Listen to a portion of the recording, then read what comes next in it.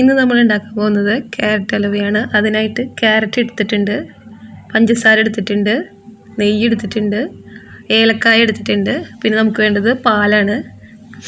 Carrot നന്നായി great ചെയ്യുക, എന്നിട്ടൊരു കുക്കറിലിട്ടിട്ട് നന്നായി വേവിച്ചെടുക്കുക.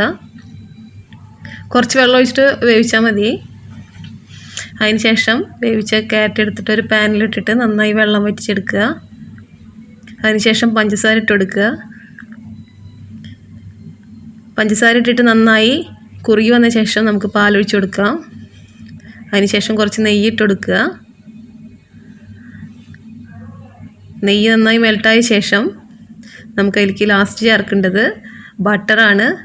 ഞാനൊരു സാലറ്റഡ് ബട്ടറാണ് എടുത്തുള്ളത്. അതിട്ട് കൊടുത്ത് നന്നായി ചേർക്കുക.